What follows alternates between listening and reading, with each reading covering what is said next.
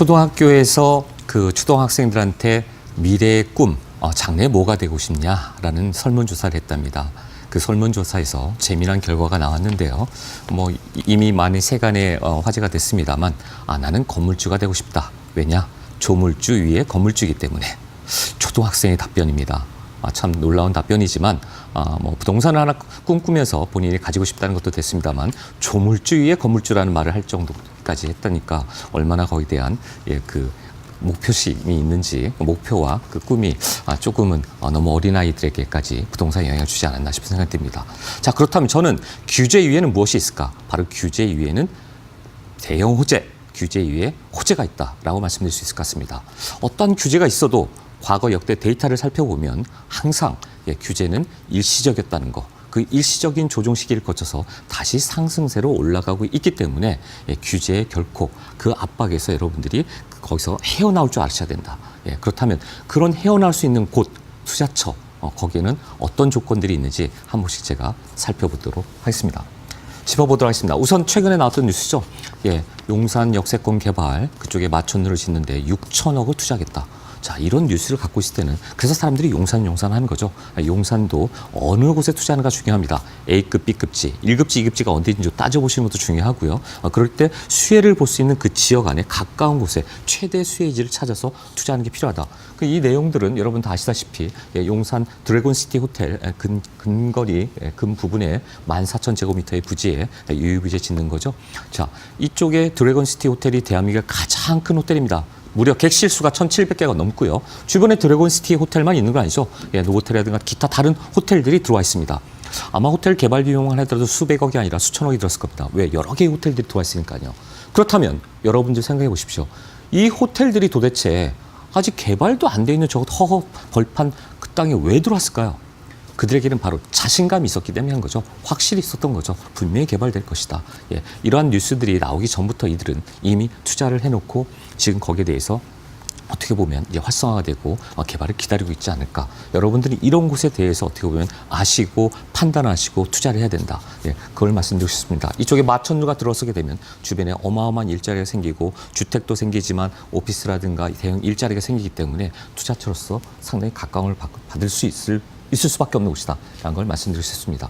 하지만 이 6천억 투자하는 도시재생 뉴딜 사업이 용산만 있었던 건 아니죠. 제가 말씀드리고 싶은 거는 용산 이외에도 강북, 강남, 동서남북 다인 거죠. 강서. 자, 강북에선 청량리 4,859억을 들여서 또 도시재생 뉴 빅딜 사업으로 확정했죠. 강남에는 삼성동 바로 3조 7천억 원, 강서는 마고, 그리고 어떻게 보면 강북의 도심의 한복판이 날 수 있는 용산의 6천억. 자, 이런 것들을 여러분 주목하셔야 된다는 겁니다. 어떻게 보면 나라가 혹은 서울시와 국토부가 이것을 개발을 해서 많은 일자리를 창출시키고 변화가 있는 곳이기 때문에 이런 것을 눈여겨보셔야 된다는 거죠. 이 내용 세부사항을 보면 자, 이쪽 지금 청량리 같은 경우에는 청량리 역을 기점을 했을 때 동편이나 이쪽에 지금 예전에 홍동가 자리죠. 그쪽에 지금 도시재생으로 바이오 산업단지를 만든다. 말 그대로 현재 청량리 역만 하더라도 유동인구가 많은데 그곳에 일자리까지 창출되기 때문에 그래서 또 청량리는 주목하셔야 된다. 자, 강남 같은 경우에 여러분 다 아시다시피 삼성동 GBC 나오고 이쪽은 지금 제2 롯데월드 그 개발을 더 넘어서는 14조 원을 투입해서 이쪽에 국제업무단지를 만드는 거죠. 어마어마한 개발 사업이 들어가는 것입니다. 그리고 강북에는 강남의 국제업무단지라면 강북은 서울역에서부터 용산까지. 자, 이쪽에 바로 용산 마스터 플랜인 거죠. 거기에 단추가 하나씩 지금 꿰어져 가고 있다. 서울역 북부역 세권 개발 1조 6천억 원 이미 확정됐고요. 또 이쪽에 용산 바로 지금 역세권 개발에 또 6천억. 이 많은 돈들이 바로 마스터 플랜과 연계해서 그 용산, 서울역부터 용산까지 지금 개발을 하나씩 하고 있다는 점.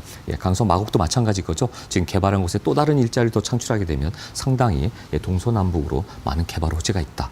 자, 이런 개발 호재들을 눈여겨봐야 되는데 그렇다면 이 지역 이외에 또 어떤 곳들이 성공 투자처로서 여러분이 주목하셔야 될까?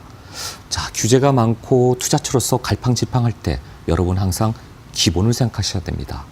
back to the basic이라고 하죠. 뭔가 기본에 충실해서 투자할 때 실패 확률은 적습니다. 그래서 우리가 투자의 나침반처럼 여기는 게 뭐가 있죠? 바로 2030 서울 플랜입니다. 자, 이거는 이미 여러분 개발 기본 계획 틀 안에서 지금 하나씩 다 차근차근 이루어져 가고 있습니다. 예, 정말로 이 2030 틀 안에서 하나씩 다 되고 있기 때문에 여러분들은 이 기본 틀을 놓쳐서는 안 된다. 3 도심, 7 광역 중심, 12 지역 중심.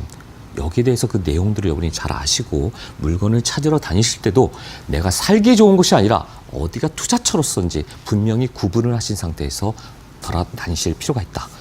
발품을 팔더라도 그런 지식을 가지고 기본 바탕을 갖고 가셔야 된다. 자, 이 3도심, 7광역중심 이런 것들은 다 또 어떻게 돼 있죠? 길이 뚫려도 이 지역을 중심으로 반드시 지나가죠.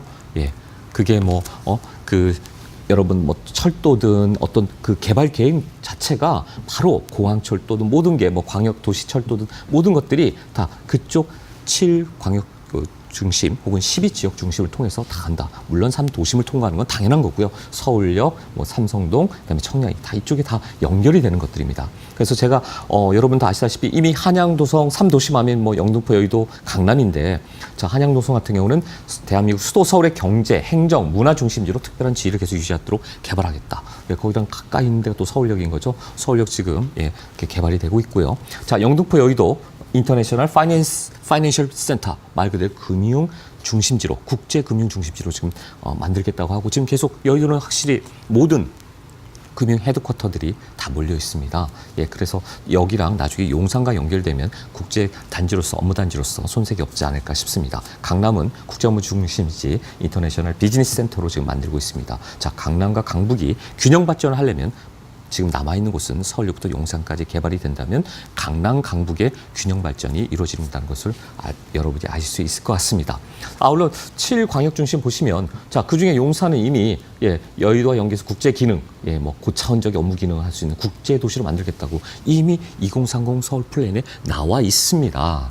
그렇기 때문에 서울 플랜대로 도시 개발 계획 틀 안에서 개발이 된다면 타이밍과 시간의 문제인 거지 개발 계획상에 있기 때문에 된다는 것을 여러분이 알고 계셔야 될 것 같습니다. 청량리, 왕십리, 동북권, 창동, 상계, 동북권, 상암, 수색, 마곡, 가산, 대림 모두 다 2030 플랜에 있었다는 거 여러분이 기억하셔야 될 것 같습니다. 그렇기 때문에 투자를 하실 때는 이런 기본적인 계획 틀의 상세한 내용을 염두에 두시면서 하나씩 투자를 해야 된다는 거 그걸 제가 강조해 드리고 싶습니다. 자, 이런 투자처들 중에 자, 더 이제 여러분이 주의하실 거는 과거랑 좀 틀려서 이제는 30, 40 세대들이 50% 이상이 지금 투자처에 참여를 하고 있다는 점이죠.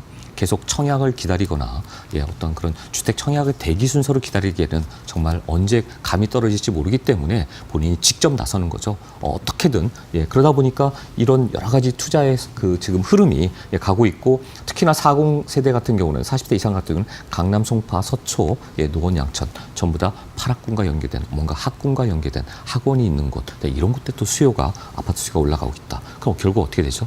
전셋값이 상승하는 거죠. 그래서 전셋값이 상승하면서 12월 16일 대책 이후에는 이제 전셋값과 상승하고 또 반전세 또 등장하면서 결국은 세제 폭탄에 대한 것들을 전부 다 어떻게 보면은 세입자들한테 전가하는. 그럼 결국은 어떻게 됩니까? 이 시장의 매물은 전셋값이 오르고 이런 것들이 다 오르게 되면 매매값도 자연스럽게 오를 수밖에 없는 겁니다. 부동산 값을 잡는 게 아니라 결국은 다시 또 그런 역효과가 나타난다는 것을 여러분이 기억해 주셔야 될 것 같습니다. 그러다 보니 어떻게 되죠? 일부 지역들, 특히나 요새 9억 원을 중심으로 해서 그 이상의 물건들은 강남 같은 경우는 한 달 만에 850건이 150건으로 거래가 뚝 떨어졌다고 합니다. 뭔가 사려고 해도 어떤 자금 추처에 대해서 혹은 대출이라든지 규제가 좀 어떻게 보면 압박이 있긴 하지만 그럼에도 불구하고 거래는 되고 있으나 가격이 심각하게 떨어지거나 뭔가 좀 갑자기 주가가 폭락하듯이 부동산이 폭락하는 일은 현재 지금 없는 상황이다. 오히려 9억 원 이하의 다른 지역들이 이렇게 매물 잠김 현상 속에서 호가가 상승하고 있다는 거 여러분이 알고 계셔야 될 것 같습니다. 자, 제가 말씀드린 대로 지금 시장은 어떻습니까? 이미 어떤 매물 잠김 현상 때문에 공급이 없을 거라는 그런 공포감이 지금 자리 잡고 있습니다. 그러다 보니까 그 많은 유동성 자금들이 갈 데가 없는 것이고 결국은 저금리 기조에 투자할 수 있는 안전한 곳은 바로 부동산이 답이다. 부동산이 답이라고 많은 사람들이 생각하고 있기 때문에 쉽게 부동산이 훅 하고 꺼지는 그런 일은 없을 것이다. 따라서 지금이 투자 적기라는 거죠. 예, 매번 주저주저 갈등하고 조정의 장이 오고 상승폭이 둔화됐을 때 이런 때 여러분들이 아까처럼 기본의 바탕을 두시고 어디가 투자처인지를 열심히 찾다 보면 지금이 오히려 타이밍이라고 저는 여러분한테 권고해 드리고 싶습니다. 자, 이런 속에서 뭘까요? 어디가 그러면 여러분들이 투자처로 생각하고 계십니까? 아까처럼 개발 호재가 있는데 언제 개발이 되는지 그 시기도 되게 중요할 뿐더러 그 변화의 폭이 얼마나 큰지 그것도 여러분이 아셔야 되는 겁니다. 그리고 투자하시는 여러분의 개별마다 다 틀리지 않습니까? 개인마다 내가 어느 정도의 자금을 가지고 있는지 또 내가 어떤 걸 매도하고 매수해서 혹은 갈아타기를 할 건지 내가 아파트인지 다세대인지 오피스텔인지 혹은 땅인지 여러분 투자처도 다 다를 것입니다. 세미나에 오시면 제가 선착순에 한해서 10분에 한해서는 여러분이 투자할 수 있는 그런 방향과 전략에 대해서 제가 말씀드리고자 합니다.